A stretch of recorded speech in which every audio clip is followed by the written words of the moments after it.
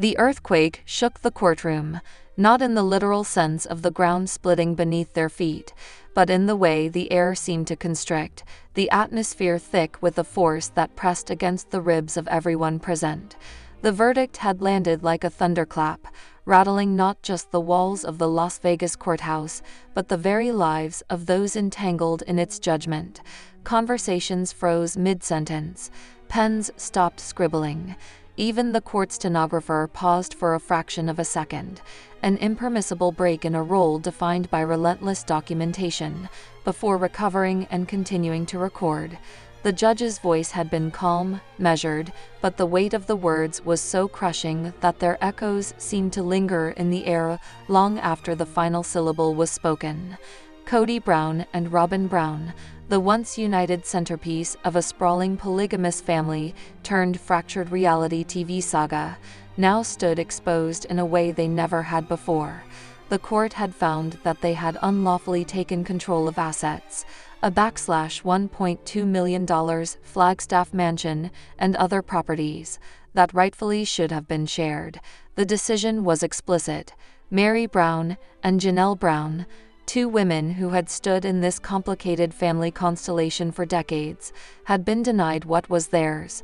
Now the law had spoken, and it had spoken with finality. The properties were to be seized, sold, and the proceeds divided. Meri and Janelle would receive the money that had been withheld from them. The gallery, filled with reporters, curious onlookers, and a few die-hard fans of the long-running family reality series, sat in stunned silence. The case had been high-profile for weeks, the courtroom scenes drawing lines of people willing to wait hours just for a seat. But no one, neither the press who lived off sensational headlines, nor the devoted followers who could recite the family's history by heart, was quite prepared for the cold, surgical precision of this judgment. It was not just a legal defeat, it was a public dismantling of an image that had been curated over years. Robyn Brown, who had walked into court that morning wearing a tailored navy blazer and the air of someone convinced she could still sway hearts and minds, crumbled in real time. As the ruling was read, her face began to collapse in slow motion, lips trembling, eyes blinking rapidly as if each word were a physical blow. She pressed a tissue to her mouth, but it couldn't muffle the sob that escaped her when the judge confirmed the seizure of the Flagstaff mansion. This was the house she had once called her forever home, the gleaming backdrop to carefully crafted family gatherings, the place she had believed solidified her position at the apex of Kody's affection and loyalty. Kody, for his part, looked hollowed out. Gone was the combative defiance that had defined his public persona through years of family disputes broadcast to millions. In its place was something far more raw, a man watching the collapse of his own architecture.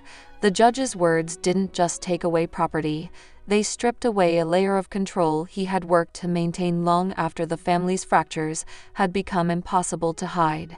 He sat forward in his chair, elbows on his knees, head hanging, the famous mane of blonde curls now limp and dull under the harsh fluorescent lighting.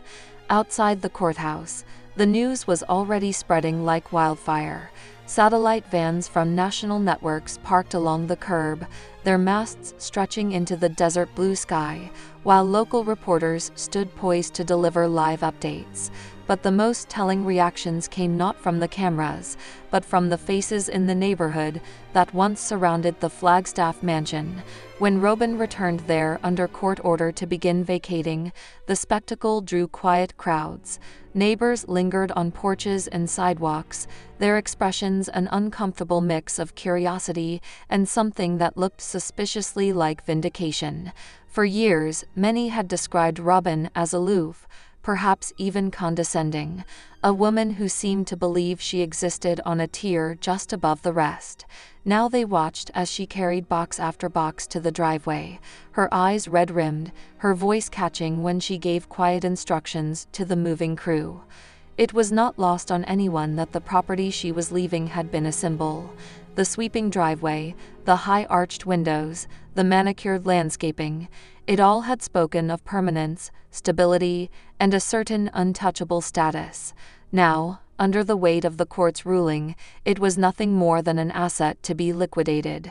The for sale signs would go up within weeks.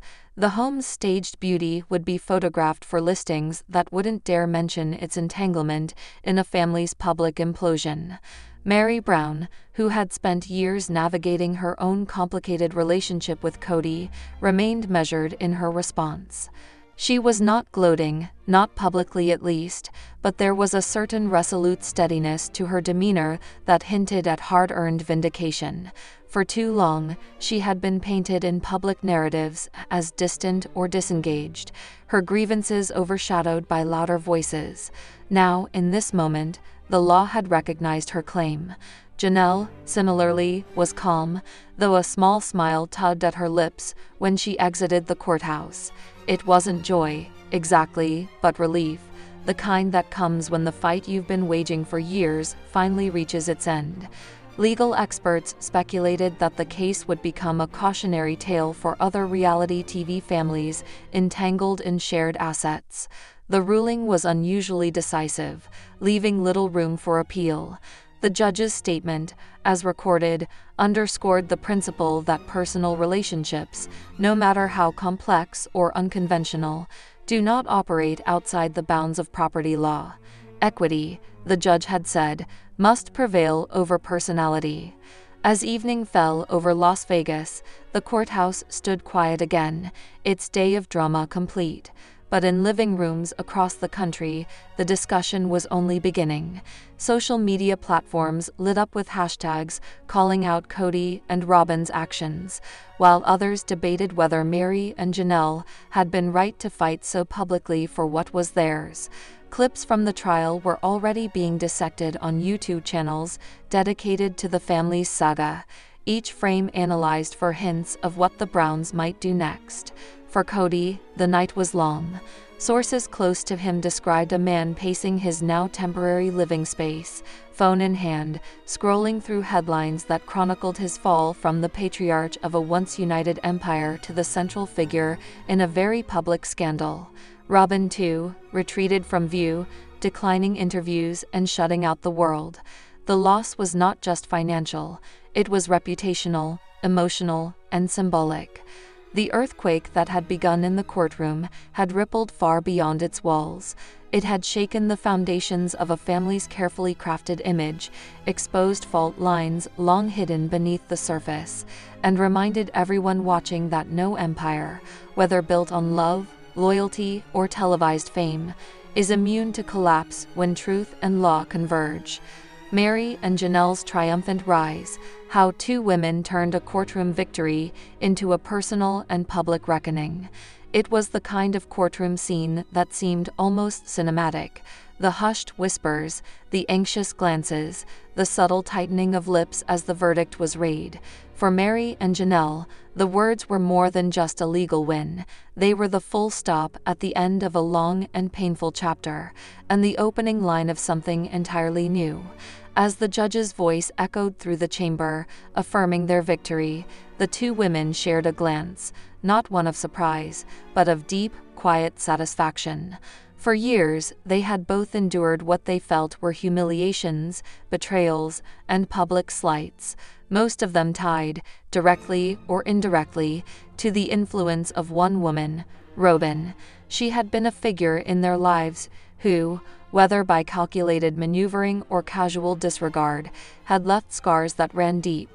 It wasn't just about property or money, it was about dignity, about reputations tarnished, about trust shattered in full view of those who once called them friends, family, or partners. The lawsuit, which had initially seemed like a long shot to outsiders, had been meticulously built. Their legal team had focused on the facts, but Meri and Janelle themselves were the heart of the case, poised, credible, and unflinching under cross-examination. They didn't crumble when Robyn's side tried to portray them as bitter or vengeful. Instead, they calmly, methodically recounted the ways in which their rights had been trampled, their contributions dismissed, and their characters maligned.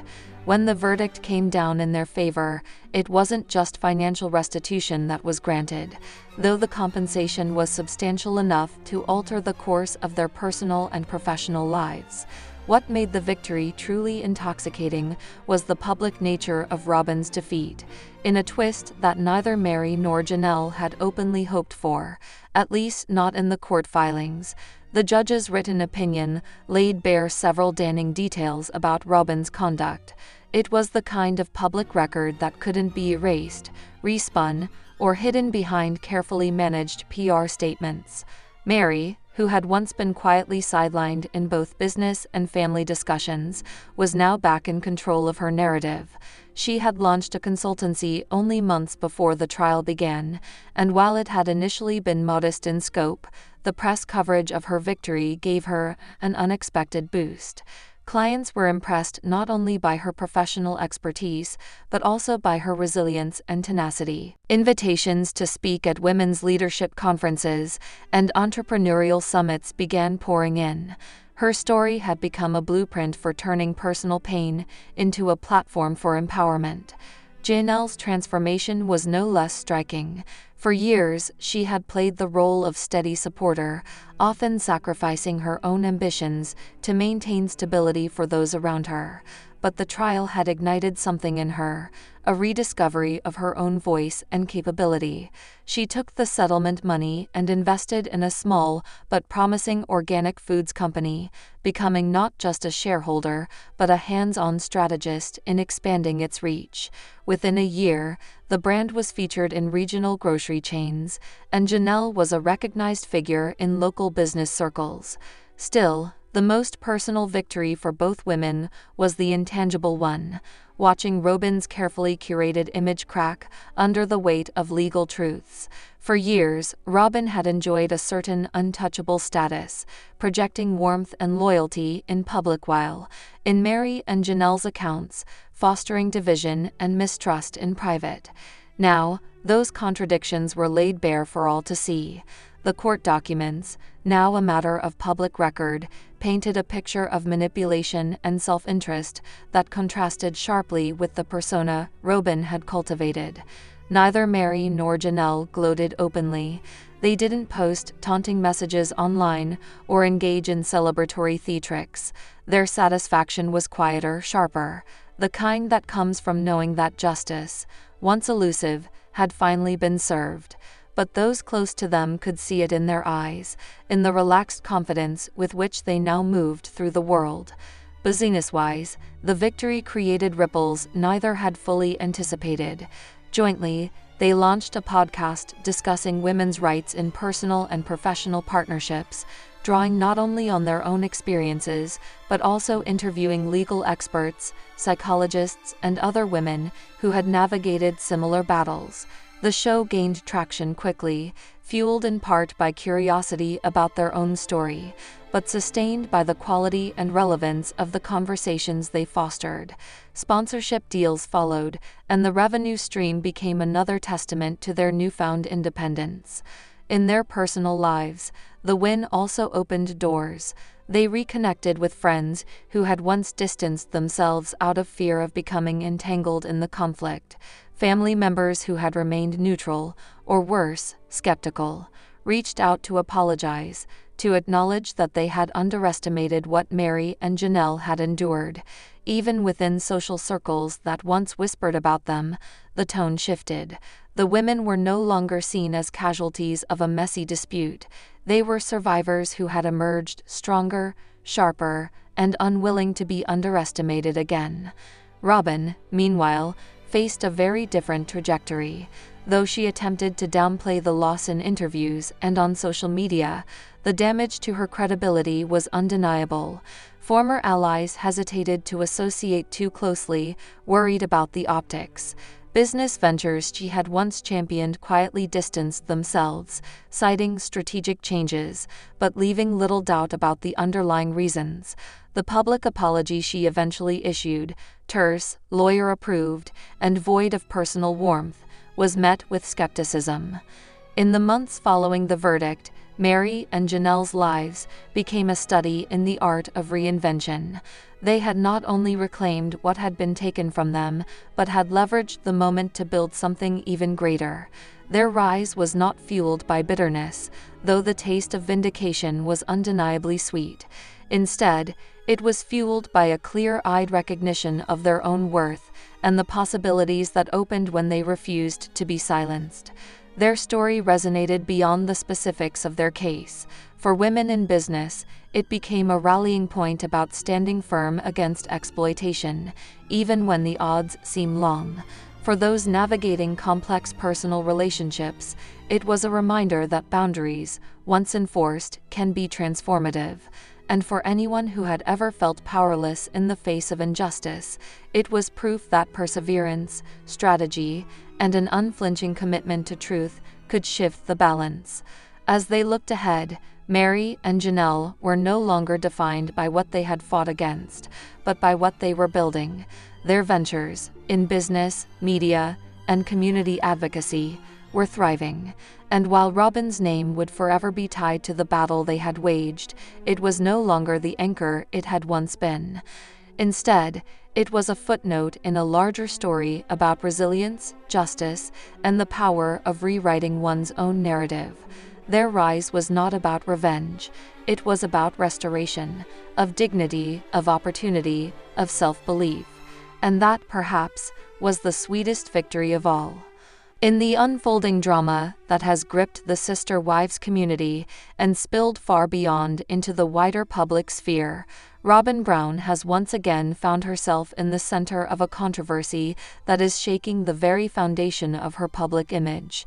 In recent weeks, Robyn's carefully cultivated narrative has taken a sharp and public turn, following an explosive series of events that began with her own words and ended with a very public and humiliating unraveling. The incident began when Robyn, in a move that many are calling both bold and reckless, decided to take her grievances to a popular gossip blog known for its appetite for reality TV drama. In her lengthy and emotionally charged statement, she leveled a series of allegations against two of her fellow sister wives figures, Meri and Janelle. Robyn painted herself as a woman besieged by jealousy, targeted unfairly by women who, according to her account, could not bear her relationship with Kody Brown and her perceived place in the family hierarchy. She spoke of whispered criticisms, subtle sabotage, and a relentless effort to undermine her, portraying herself as a victim in an ongoing war for affection, loyalty, and influence. At first, Robyn's words seemed to have the intended effect. The blog post went viral, stirring up heated discussions on fan forums, social media platforms, and even mainstream entertainment news outlets. Some viewers, long accustomed to the tensions in the plural marriage, were quick to voice sympathy for Robyn, suggesting that the long-simmering resentments between the wives had always been directed at her unfairly. The narrative of the misunderstood wife resonated with those who had once seen Robyn as an outsider struggling to gain acceptance in a tightly knit and complicated family unit. For a moment, it seemed as though Robyn had successfully shifted the tide of public opinion, but that moment proved fleeting. Within days of Robyn's allegations making the rounds online, Meri Brown took to her own platform with a live broadcast that would alter the trajectory of the story entirely. The live stream began calmly enough, with Meri appearing on camera in a neutral setting, her tone measured but firm. However, as the minutes passed, it became clear that she had come prepared not just to defend herself, but to dismantle Robyn's version of events with precision and undeniable evidence. What followed was a methodical presentation of receipts, screenshots of private messages, snippets of recorded conversations, and corroborating testimonies from mutual acquaintances that directly contradicted Robyn's claims.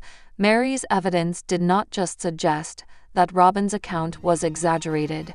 It pointed to an intentional effort to mislead both the public and the fan base of sister wives. The impact was immediate and seismic. Viewers of the live broadcast began sharing the clips across platforms, with hashtags calling out Robyn's alleged dishonesty trending within hours. Gossip outlets that had initially amplified Robyn's narrative began publishing retractions or follow-up articles acknowledging the new information. Even longtime fans who had once defended Robyn found themselves grappling with the possibility that they had been manipulated into believing a falsehood. As the momentum shifted against her, Robyn attempted to respond, but her efforts seemed only to deepen the crisis.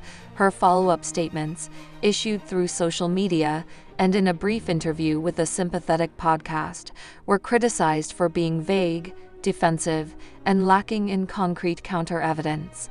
Where Meri had come armed with documents and timestamps, Robyn offered only assurances of her sincerity and claims of being misunderstood once again. This stark contrast between the two women's approaches became a defining feature of the fallout. Meri's image, though not without its own controversies over the years, was buoyed by the perception of transparency and preparedness. Robyn, on the other hand, faced an erosion of credibility that was swift and merciless. The entertainment industry, always quick to respond to shifts in public sentiment, took notice. Within a week of Meri's live exposé, reports began to surface that several of Robyn's brand partnerships and sponsorship deals had been quietly terminated. One beauty brand that had featured Robyn in a recent social media campaign issued a terse statement thanking her for her past collaboration, but confirming they would not be continuing the relationship. Another lifestyle company, which had reportedly been in talks with Robyn for a new product line, simply stopped responding to inquiries from her representatives. Insiders close to the situation suggested that sponsors were wary of being associated with a figure whose reputation was now mired in accusations of deceit. In the influencer-driven economy, where public trust is a form of currency, Robyn's perceived betrayal of that trust represented a liability too great to ignore. The loss of these partnerships was not merely symbolic. It carried a tangible financial impact that could not be dismissed. Robyn's public appearances, once a reliable source of income and exposure, also began to dwindle. Invitations to participate in panel discussions, reality TV specials, and promotional events slowed to a trickle. Where she had once been a regular fixture in the orbit of sister wives-related media, she now found herself increasingly sidelined. Meanwhile, the fan community, passionate, vocal, and deeply invested in the lives of the Sister Wives cast, continued to dissect every detail of the scandal. Amateur sleuths combed through old episodes, interviews, and social media posts, looking for signs of the alleged manipulations Meri had brought to light. Some found patterns that, in hindsight, seemed to support Meri's version of events. Inconsistencies in Robyn's past statements, subtle shifts in her narratives over time, and moments where her words seemed to contradict visible reality. The longer the conversation persisted, the more entrenched the new perception of Robyn became.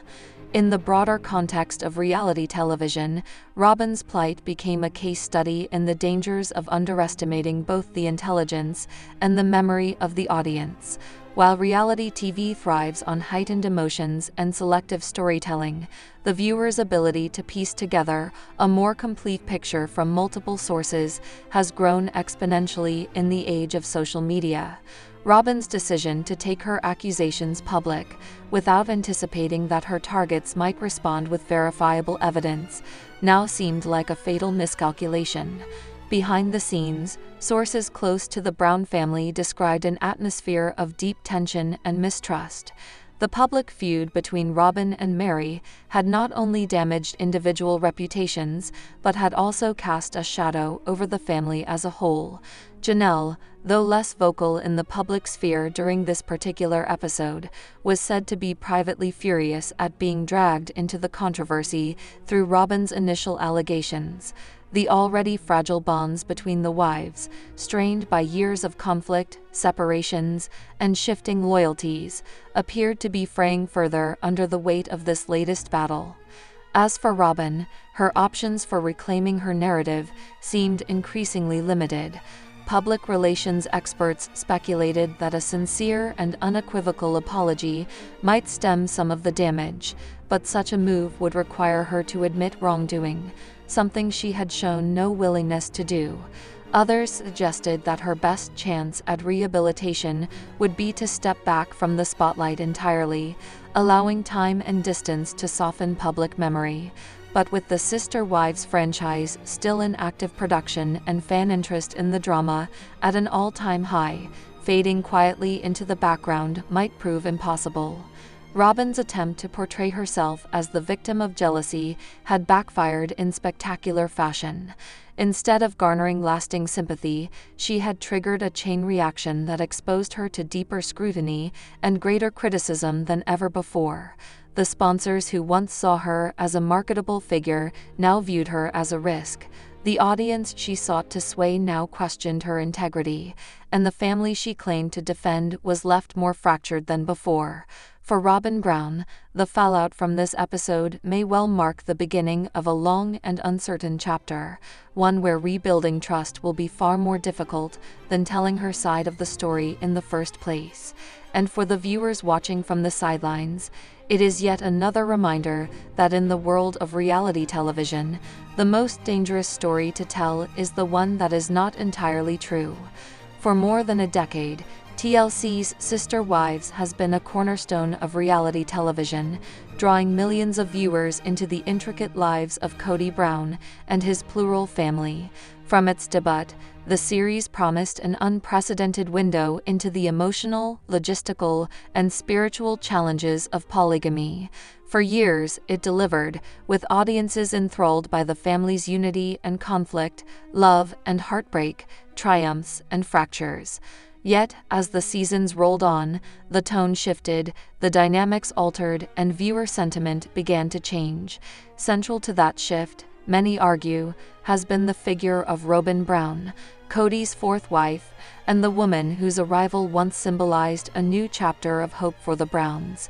Now, in a twist that few could have anticipated, sources close to the production say that TLC executives, concerned over declining ratings, are seriously considering removing Robyn from the series altogether. And in an even more shocking development, Kody himself has reportedly agreed to a plan to move forward with the show without her. For Robyn, insiders say, the news came as a gut punch, leaving her stunned, confused, and unsure of her future both on and off camera. When Robyn first entered the Brown family in 2010, she was met with a mix of curiosity, admiration, and cautious acceptance. Kody's spiritual marriage to her, later made legal after his divorce from his first wife Meri, was portrayed as a loving decision rooted in faith and family expansion. Early episodes highlighted her integration into the household, the adjustments she made to plural marriage, and the optimism she brought to the group's public image.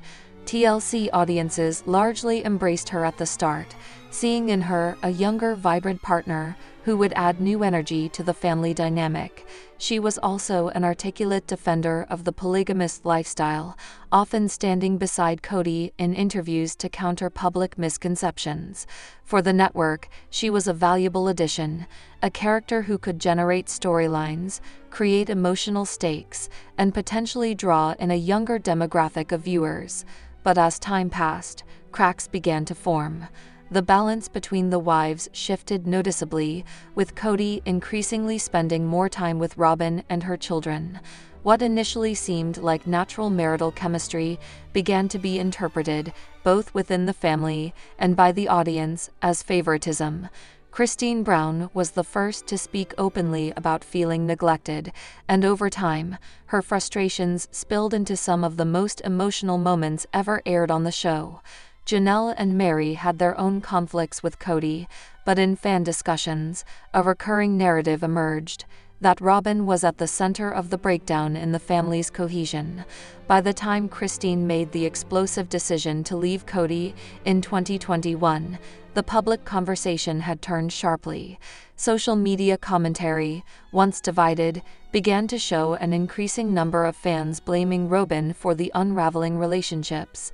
Hashtags critical of her flooded platforms like Twitter and Instagram, and YouTube recaps of the show frequently featured thumbnails casting her as the villain of the series. Behind the scenes, TLC executives could not ignore the numbers. Sister Wives had once been one of their most dependable reality properties, but Nielsen data and internal streaming analytics reportedly showed a troubling trend. The ratings were sliding, and the audience demographic was aging without sufficient replacement from younger viewers. According to sources familiar with the situation, the network began commissioning audience surveys and focus groups to understand what had gone wrong. The results, they say, pointed in one striking direction. While fans remained invested in the overall story, a substantial segment cited Robyn as the reason they no longer watched regularly. Common complaints were that her segments felt repetitive, overly centered on grievances, and that the family narrative had tilted too far toward her household at the expense of the others. For a show built on the complexity of 4 wives and their shared life, the perception that one wife had become the star was toxic to the original premise. In recent months, those discussions reportedly escalated inside TLC's programming offices. With advertising contracts, syndication deals, and the future of the brand at stake, executives began to float a radical idea: could Sister Wives survive, and perhaps even thrive, without Robyn? At first, the notion seemed improbable. Robyn had been part of the family for more than a decade, and her relationship with Kody was central to his current life. Yet from a purely business perspective, removing the element that audience feedback most consistently identified as a problem had a certain ruthless logic. The bigger challenge was whether Kody himself would accept such a move. The two were, after all, still married, and Kody had often defended her against fan criticism, insisting in interviews that she was unfairly targeted because of her closeness to him. According to 2 separate insiders, TLC eventually approached Kody with a proposal. The network was prepared to renew Sister Wives for additional seasons, but the new episodes would move forward without Robyn as a main cast member. The offer reportedly included a revised contract that would maintain Kody's on-screen role and feature other family members more prominently. While the exact details of the conversation remain confidential, sources say Kody was given time to think it over. The decision, when it came, sent shockwaves through both the production team and the family. Kody, they claim, agreed to the terms and signed off on the plan. For Robyn, the news was nothing short of devastating. Those close to her describe her as blindsided, having believed that despite the public criticism, her place on the show was secure as long as her marriage to Kody remained intact. She is said to have questioned the motives of both the network and her husband, reportedly telling friends that the move feels like a betrayal, not just professionally, but personally. The emotional toll is said to be significant. Over the years, Sister Wives has been more than just a job for Robyn.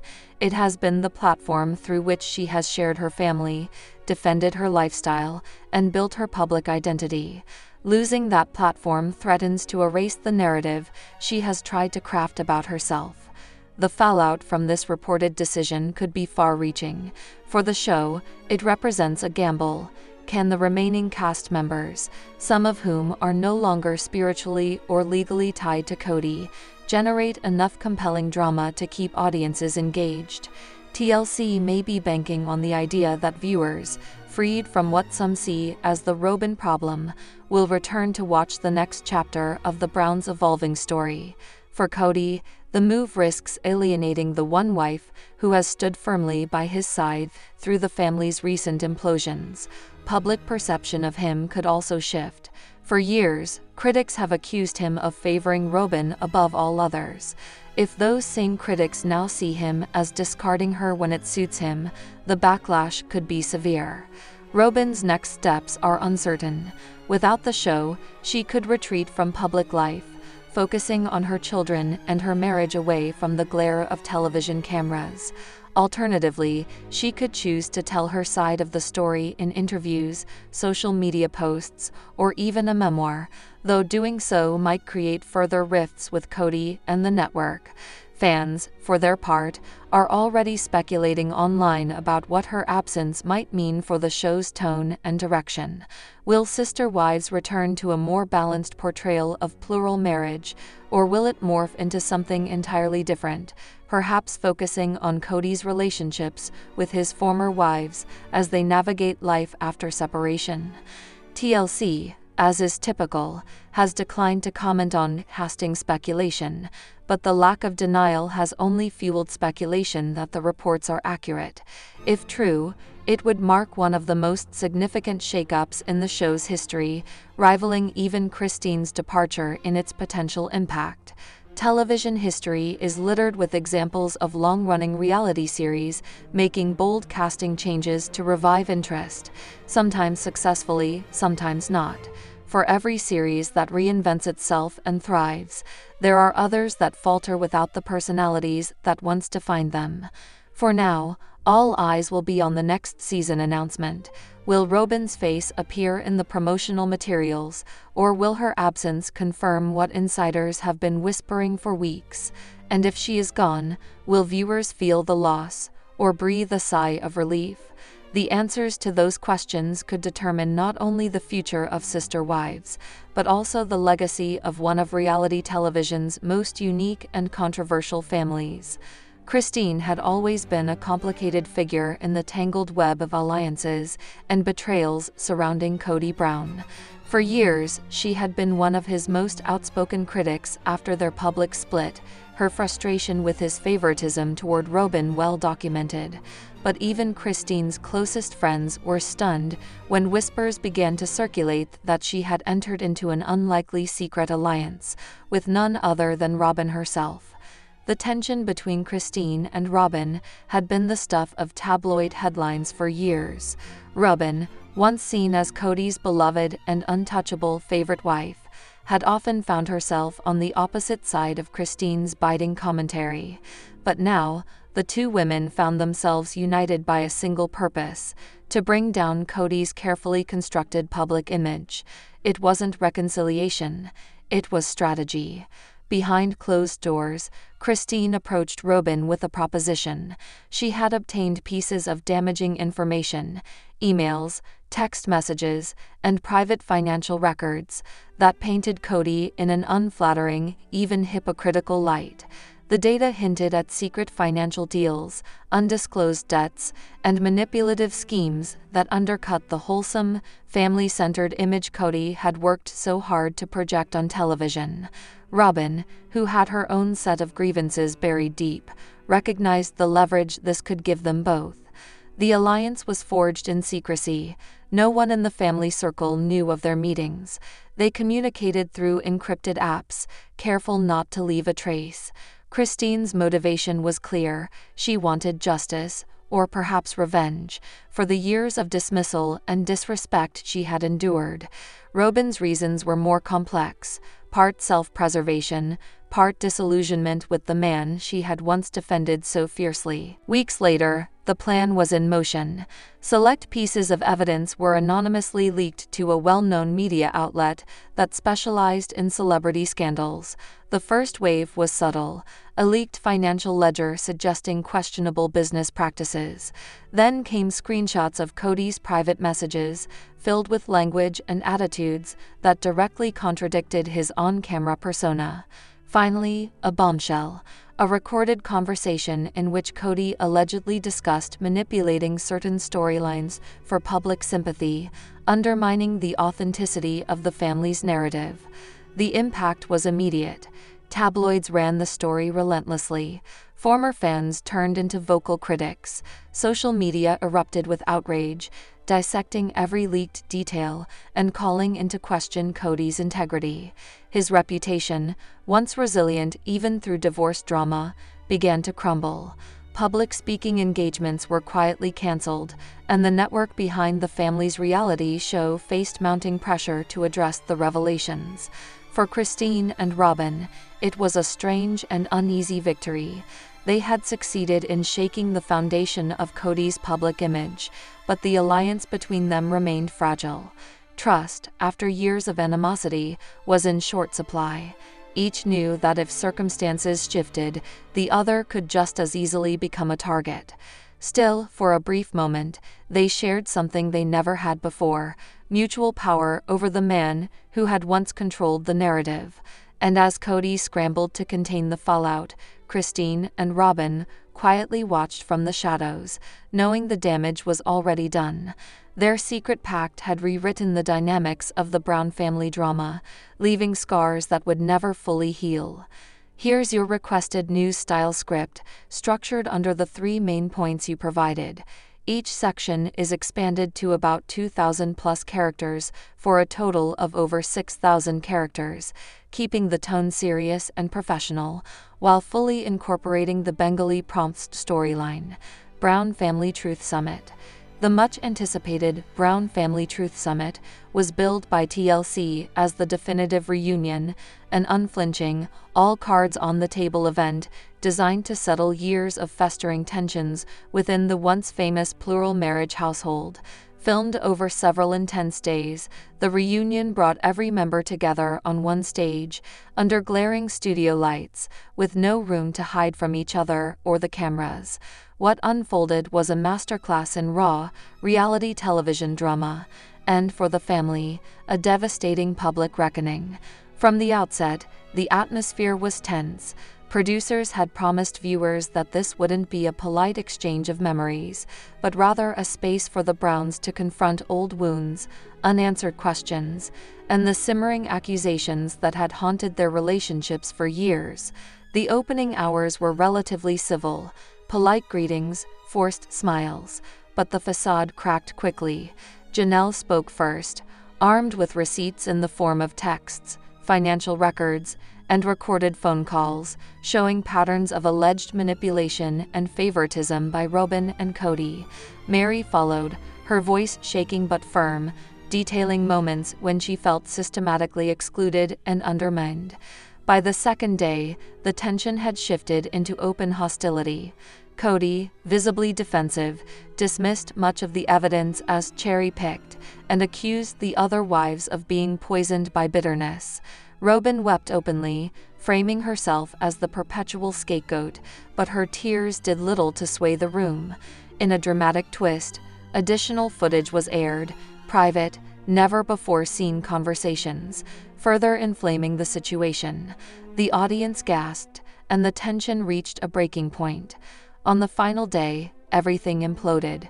Kody, visibly enraged, stood up mid-discussion, tossing his microphone aside and storming out of the studio. Robyn, sobbing uncontrollably, chased after him.